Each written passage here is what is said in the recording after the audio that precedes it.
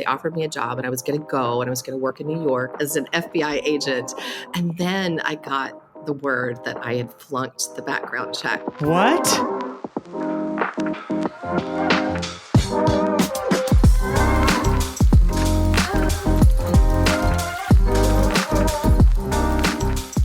Before we get started with today's episode, I want to tell you about SpotDraft. If you spend hours every week drafting and reviewing contracts, worrying about being blindsided by renewals, or if you just want to streamline your contracting process, let's talk about an end-to-end AI-powered system that'll save you time. SpotDraft is a contract lifecycle management system that helps in every stage of contracting, from creating and managing templates and workflows, to tracking approvals, e-signing, and reporting via an AI-powered repository. SpotDraft does it all. And because it should work where you work, it integrates with all the tools your team already uses. SpotDraft is the key that unlocks the potential of your legal team. Make your contracting easier today at spotdraft.com. Your sales leadership comes to you with a problem. Solving it will require standing up a whole new process and collaboration with the product team. It could even lead to a whole new team within the business being established. For some legal leaders, being tasked with solving this seems terrifying. Others see opportunity. I'm your host, Tyler Finn, head of community and growth at SpotDraft. And today I'm here on the abstract with Alice Bisgrove, the VP and AGC for commercial legal at Procore Technologies. Pretty cool company in the construction tech space. She has dealt with scenarios like the one above at companies big and small, public and private. I'm really excited to have her here to share some stories about how she's taken on problems outside the legal function and the opportunities that it's created for her. Alice, welcome to the abstract. Thanks, Tyler. Glad to be here. I think this is a pretty fresh topic for us to be talking about. And one of the things that I really love about your experience as well is not only have you been at Procore, which we'll talk about, but you spent 17 and a half years at Cisco, which is a huge company. A lot of our guests don't have that kind of big corporate experience.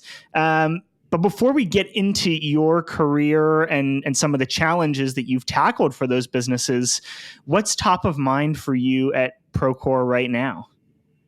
Great question. Well, we're entering the middle of our Q4, our year end.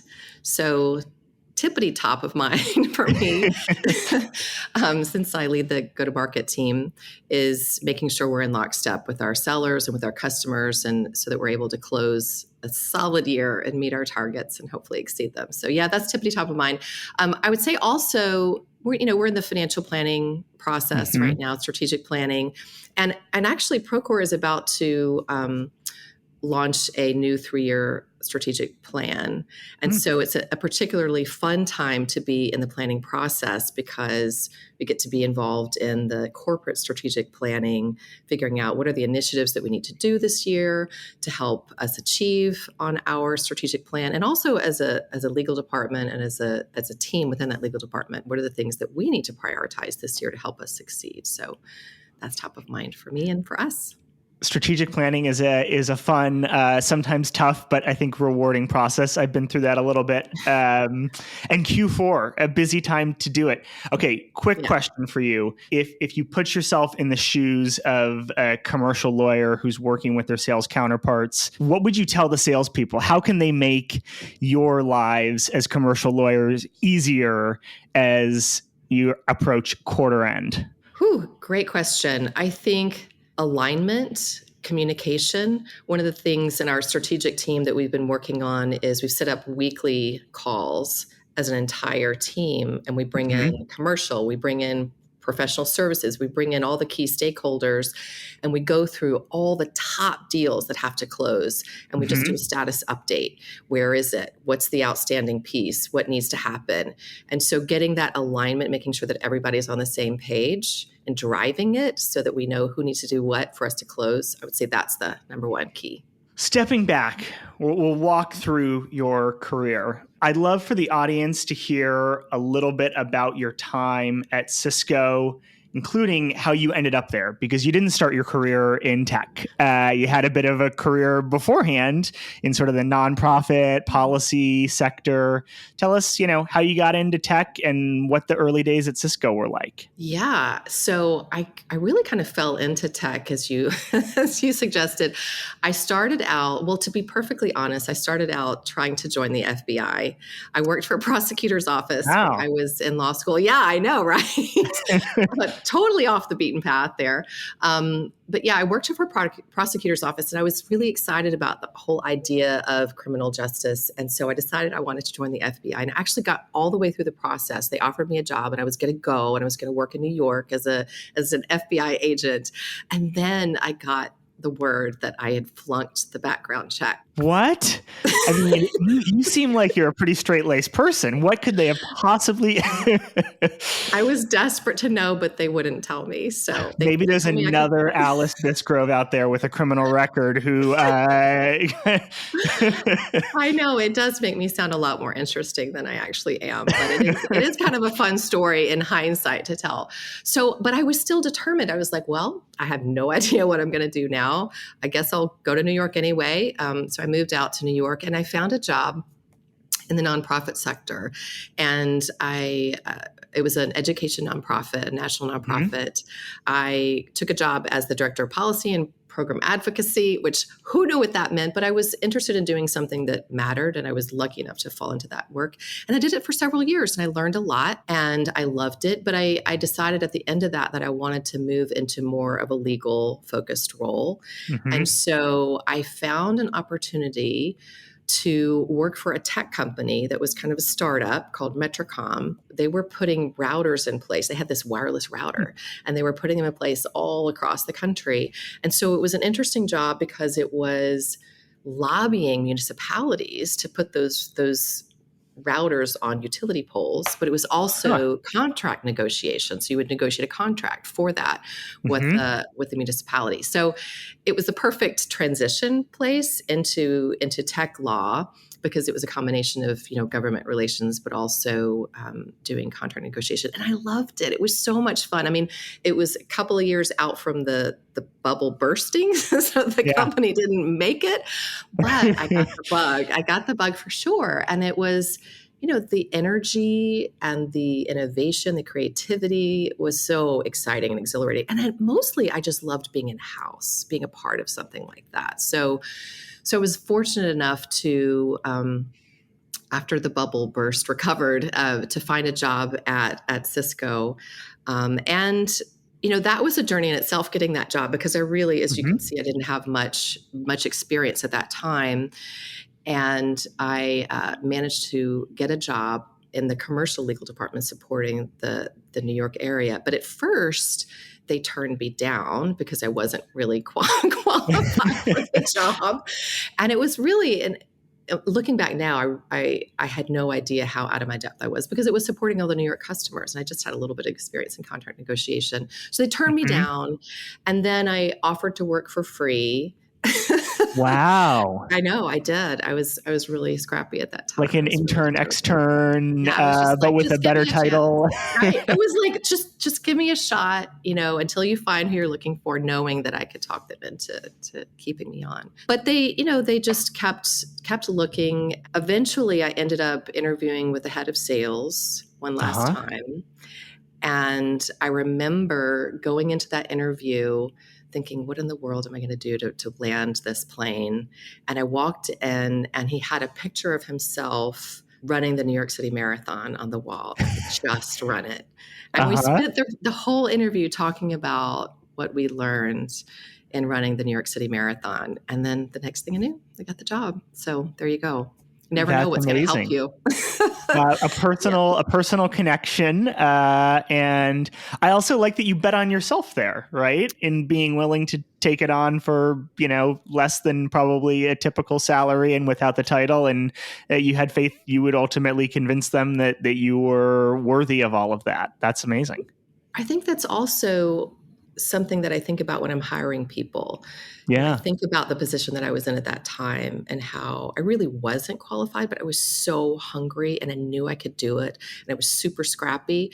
And so I find myself more inclined to look for that scrappiness, even if the resume isn't just exactly right. Are they hungry? Are they Hmm. motivated? Are they willing to roll up their sleeves and do whatever is needed to get it done? So, yeah. How do you identify that when you're interviewing? That's something that I hear from a lot of folks, and I'm always curious. How did they actually go about?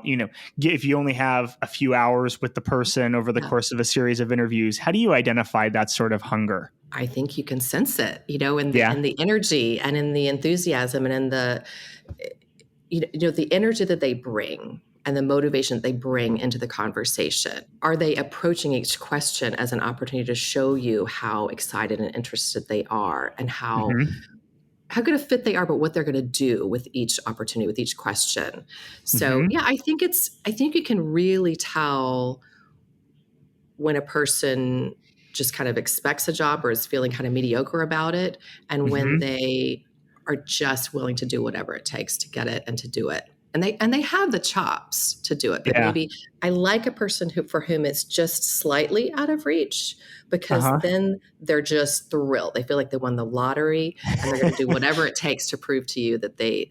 That resonates. You spent 17 and a half years at Cisco, which is a lot longer than most people spend at businesses these days, especially tech companies. And I think one of the things, as we've gotten to know each other and we've talked, that you're proud of is that you were able to remain a sort of generalist throughout that period of time.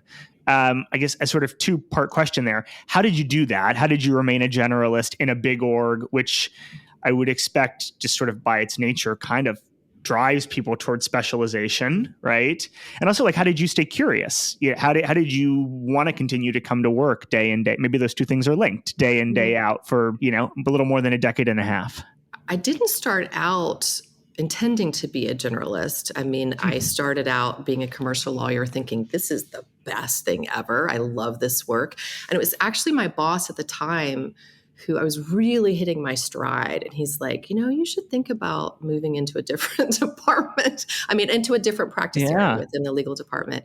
I thought, what are you talking about? I'm killing it here.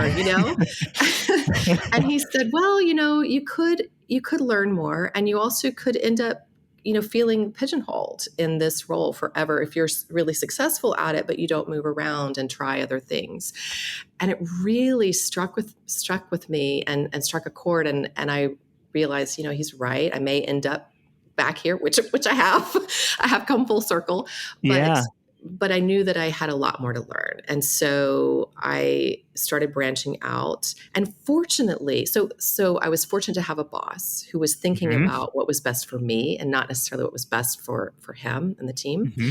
And Cisco was great about it, actually, even though in some ways it might have been in their interest to keep people in their area of specialty. They really encouraged us to move around and to learn the different sides of the business. I think they understood that it kept people fresh if they wanted that opportunity, but it also helped them gain that 360 understanding of the business. So you aren't just gaining Hmm. incremental knowledge, you're really understanding how it all fits together, and you're gaining empathy and perspective on, the different clients and the different customer needs. So they welcomed that. They even gave us the opportunity to do rotations and just sort of dip your toe in the water, maybe spend a couple of months in a different practice area. And one of my colleagues took a rotation in the business for a couple of months and learned a That's ton. interesting. Yeah. And so So it was maybe built that, into the structure of the sort of the business, yeah, allowing they were. people to do that. That's right. They were very heavy into development. And I think that's how people end up staying so long. So Yeah. that then, allowed me to become a generalist. And the more that I learned, the more that I wanted to learn. And, I never planned to stay as long as I did, but there was always something more to learn. And in terms of curiosity, um, having the opportunity to do new things allowed me to follow Hmm. my curiosity. But also, I will say it was a closed door. Early on, I applied for a job to manage the commercial team at the time, and I had only Mm-hmm. ever really done that work, and I didn't get the job, and I was so bummed. I was so I was so disappointed that they didn't choose me. But in hindsight, I quickly realized that it was the best thing for me because it required me to learn more than just that. If I'd just gone straight into management, I would Mm-hmm. have only known that subject matter. Really, I really Right. would only had that expertise. And so moving around and having that management door close at that time liberated me to think less about going here and learning this way horizontally. And so Right. I wasn't as worried about, going on that track as much as I was just what do I want to learn next? Yeah. We talked about a pretty interesting example. I think when we first met, actually, at a Tech GC dinner in New York, about how you took on a project where you really drove alignment across the whole business unit and all the functions within that. And you were the one who identified the problem and sort of raised your hand and said, this isn't really within the legal remit, but I want to take it on. Talk us through that process of identifying the problem, building trust, driving alignment. What was that issue? I will back up by saying I was really lucky at the time to be a part of a new team in the legal department, which was focused on essentially solving problems, helping the company by in this transition to a software and services company from being predominantly hardware to software and Uh-huh. services. And there were a lot of things that were in our way. There's a huge transformation for a giant company like Cisco to do. And so we had a group of lawyers that were set up to essentially help the legal department support that transition better and to tackle the things that were getting in our way. So that was an incredibly exciting remit to have as a lawyer, to just sort of look for Yeah. problems. And it tended to be full of people like me who had done all the different roles and had that 360 understanding of the business and could identify, oh, this is what's Mm-hmm. really getting in our way, right? So that context was there in terms of having the space and the remit to identify problems. So we focused on the legal problems at first, the things that were within our scope, and then we started to look into, okay, what are the bigger problems? And I don't know that I identified it so much as the problem was we had too many software meters, too many different ways to buy software. Mm-hmm. And that was because they were stood up within each BU, within the context of that product set. And it made perfect sense at the time. There wasn't an effort at the time to harmonize those meters in a way that would drive alignment or consistency across. And so once we started selling solutions or started selling multiple types of products, security and networking or whatever, then the customer was trying to reconcile these different ways of monetizing or metering. And it was confusing and it was overly complex. And so we kind of knew that there were mushrooms in the forest, right, so to speak, in terms of software offers. But it's a huge job to try and solve for that. And I think at one point they tried to solve at an executive level, but that was from the top down versus the bottom up. And so we decided to tackle it from the bottom up and really look at all the different software meters that were out there. It was a huge project, right, to just jump in and try and analyze everything that there was. And one of the reasons that I tackled it was because I had supported a BU and was responsible for capturing and documenting those meters. And there were so many different ones, so many different ways of buying, even within a specific BU, because they were being responsive to the customer's needs. But again, ultimately, it just became complicated when you tried to combine it with other things. So we decided to tackle it. We'd had enough success in trying to tackle other things that we thought, hey, maybe we can do this. And so we analyzed all the different software offers that were out there. We determined that there were more than 50 different ways of monetizing software, and there were more than 100 different definitions. So, you might define user in different ways across different BUs, which made sense within that context. But we understood that was unwieldy for the customer. So then we came up with a plan to simplify it. We submitted that to the BU. We had to work closely with all the different product managers for the different products to make sure we got it right and that we were capturing it accurately. We then went to the head of engineering and said, hey, we have this idea. What do you think? And it was that was nerve-wracking in itself because you never know. You're kind of calling their baby a little bit ugly. You never know how they're going to respond. Right? But he was really receptive and frankly grateful. He's like, you know what? We've been so busy working on products. We didn't have the time to address this. This has been a huge issue. Thank you for tackling it for us. We also partnered there was a group that was responsible for software offers. And so they could have been really annoyed with us for taking this on, but they weren't. They embraced us and partnered with us. And part of that was for us to be open-handed with it and be willing to partner, be willing to share the credit and understanding that we need all of these stakeholders with us in the boat in order to be successful. So, I'm simplifying what was actually a lot more work than that. But it took an enormous amount of graciousness and collaboration and partnership and coordination to make that happen. I will say having my general counsel or CLO at the time go in front of us and say, this is important work. This is an important problem that they want to solve and sort of blaze the trail for us helped a lot as well. I hear a couple of themes in there. One of them is really around building those sort of trusted relationships with other stakeholders in the business. Tell us a little bit more about how you go about doing that. Is it coffee chats with folks? How do you go about building those relationships so that way you can actually execute on something that's deeply cross-functional like this? Yeah, I think it is understanding who your key allies are and building relationships on a regular basis. I will say right now at Procore, I have monthly one-on-ones with a lot of key stakeholders just to keep that relationship going. I just had dinner last night with one of them, and we laughed about how there's so much opportunity for our relationship to come under stress and that we both are committed to investing in keeping that relationship intact. So I think it's being very intentional about who you want to have that relationship with and cultivating it all along the way so that when you need each other and when issues come up, first of all, you're talking about stuff. So stuff bubbles up as you're having those one-on-ones. But, when the rubber hits the road and things get tense, you have each other's back. Yeah. I think a second sort of theme in what you were talking about in that example is thinking from the perspective of the customer, right? Not necessarily what's easiest for the business or what's historically been done for the business, but what's best for the customer and really being customer centric. That is not always easy to do, though, when you're in sort of legal isn't always internal facing, but when maybe your cast is being slightly more internal facing. Tell us a little bit about how you build that sort of perspective around the customer, or how you try to maintain a customer centricity in the work that you do. A couple of things come to mind there. Yeah. I didn't start out working for a firm as right. as a parent, right? And so, I've looked back and there are a lot of things that I could have learned and wish that I'd learned in working for a firm. But I can also see their advantages to being formed as a lawyer in-house. Yeah.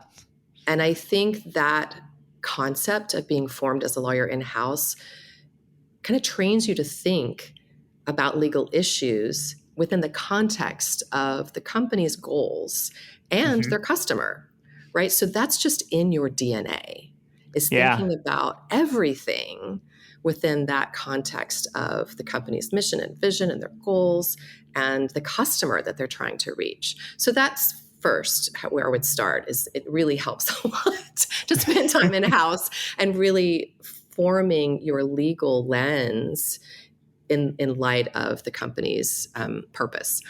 And then second, I would say, starting out as a commercial lawyer, spending time, the cool thing about being a lawyer is that you are focused on your client.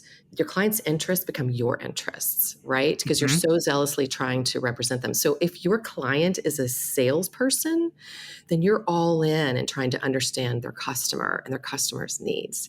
And you're also spending time sitting across the table from them. And if you are negotiating with enterprise and strategic customers, then you aren't just trying to get a transaction closed. You're trying to build a long-term relationship relationship, which means you have to understand what they want and what they need and what their pain points are.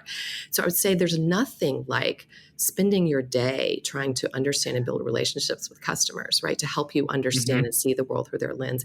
And then I think you bring that to your other roles, to product. So you think about, what does the customer need? What are their pain points with respect to the product? And then it just becomes a lens, a set of glasses that you just see everything through. Is how does the customer think about it? You don't have to even consciously do that, because you always have them in the back of your mind. One last question on the Cisco example. Did you built the solution and rolled it out across the different BUs?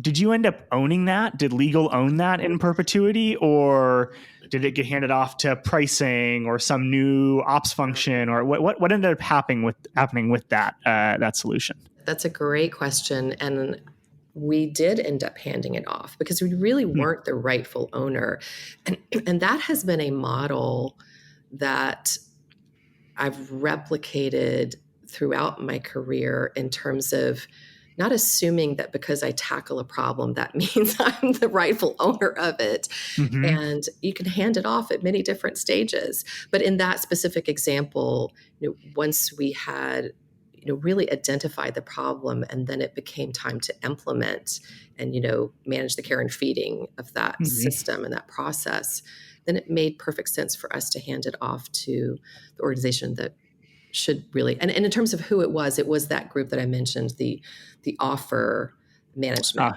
organization. They were responsible for software offers, so they took it and ran with it.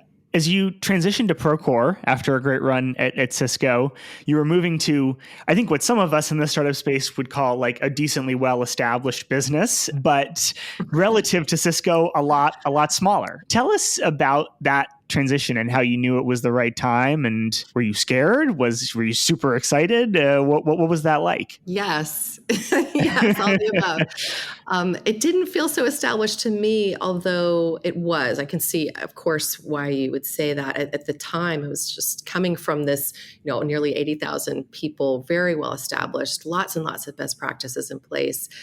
And I think I knew it wasn't that I had lost interest. I loved having the opportunity to learn everything that I had learned at Cisco, but there wasn't the next thing that piqued my curiosity, there. And so I knew I was hungry to take all this great stuff that I'd learned and go use it somewhere at a company that was trying to become established. And be able to help them get from point A to point B. So I was very clear on that next step for me, and that hunger. And Procore happened to be just about to go public, which is, of course, a kind of exciting time to join a company. But It was more than, just the public transition. It was an inflection point where the company was ready to be accountable and to put things in place that were more mature practices and ways of operating, because they were going to be accountable in a completely different way. And so that was the very exciting time to join a company and to be part of that process. That was why. We've talked a bit about cross-functional sort of work and projects.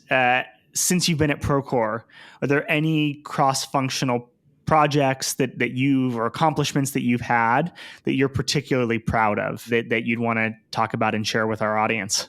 I'll say, other than the one that I just mentioned at Cisco, that was really an exciting problem to solve. Since I've been at Procore, there's just, because as I mentioned, we're in this inflection point, there's such an openness to working cross-functionally. And because of the size of it, even though it's a large company by most measures, in comparison to a really large company, it's manageable in terms of being able to reach out to all the different functions to get a thing done. And there's this hunger and this openness and this desire to partner together to get it right. So one example is there's a particular vertical that a couple of years ago was stood up as part of expanding the business. And it had a lot of special requirements, and we didn't necessarily know all those requirements at the time that we stood them up. at the time we stood it up. And so we've been trying to figure out as a company, as a people who support that vertical, what are the issues? What are the problems? What are the ways that we've been floundering a bit in trying to be successful? And so we partnered together across Deal Desk, across legal, across ProServe, across sales. Like all of us came together and really analyzed the problem of our success and what it was going to take to be more successful. And we sounded the alarm and shone a spotlight and did all the things. And we're still in process. It's one of the strategic initiatives that we have as a company. Now we're really coming together. We brought in some outside help. We're still in process, but we've accomplished an enormous amount in identifying what we need to do differently and how we need to collaborate better as cross-functional teams to stand up the business the way it needs to run. So I know I'm speaking in generalities because I don't want to disclose too much, but that's been an example of coming together, all of us, in the middle of a lot of friction and a lot of flailing and deciding to link arms, identify the problem together, and come up with a solution that we all own. One last question maybe for you on your time at Procore, and then I've got a couple of fun ones. Yeah. You're now in a management role as well. You actually came back sort of full circle to that after talking earlier about wanting to take that on and run commercial legal or run a commercial legal team at Cisco. Tell us what that transition has been like and how you've spun up on your management skill set as you've built a team out here at Procore. The opportunity at Procore was very unique in the sense that I was invited to come and stand up a practice area and build it kind of from the ground up and to build a team. And so I've had the unique opportunity to just build a team from scratch and just hire people. And I've been lucky to have a boss who comes alongside and, offers help when I ask for it, and appropriate times when I don't ask for it, some coaching and guidance. But mostly he lets me make my own mistakes. And so I would say I've learned so much. I've had a little bit of management experience along the way at Cisco, but mostly I learned a tremendous amount from the people who led me and something from each one of them. And I bring that in to this role. And like I said, I'm learning from my mistakes, but it's been an exhilarating ride. I had the opportunity to build into people as I've been built into, but also enlist them in this great adventure of a high growth company that's just gone public and doing exciting, great things. So it helps a lot to have a great vision and an enormous energy around a cool product that our customers want.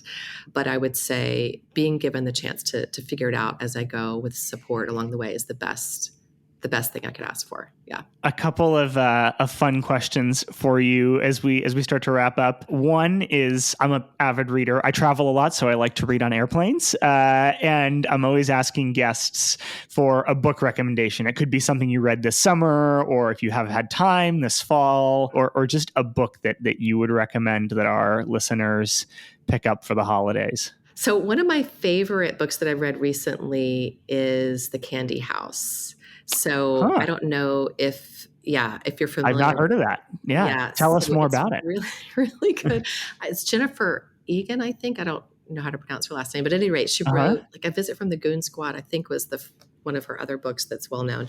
But at any rate, it has a tech premise, but it's kind of like a jigsaw puzzle as a story, because every chapter is told from a new perspective. I mean, literally every single chapter in the book is told from a new perspective.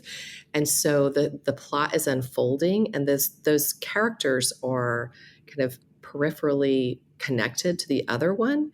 So it's a real mind teaser, because by the end of the book, you're just like, oh my gosh, can I keep it all together? But it's unfolding something that you paid attention to maybe, several chapters back. So it's a challenge. It makes me feel really not as sharp as I used to be, but it's also really fun because it's like seeing those pieces of the jigsaw puzzle come together at the end. So yeah, I loved it.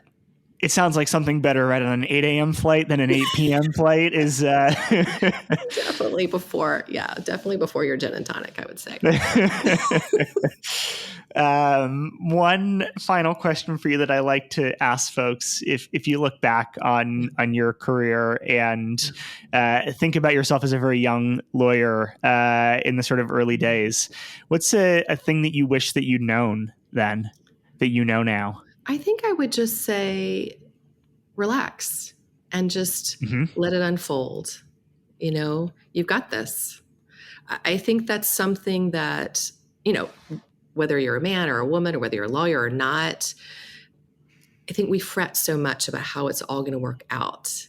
And I wish that I had known that the good decisions, the bad decisions, the steps forward, the steps sideways and backwards, they all are part of the journey and an important part of it.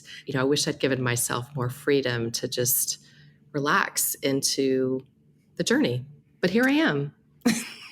What a great way to end this episode. Alice, thank you so much for joining us today on The Abstract. Thanks, Tyler. It's been This has been a lot of fun. And to our listeners, thanks so much for listening, and we hope to see you next time. Thanks for tuning in today.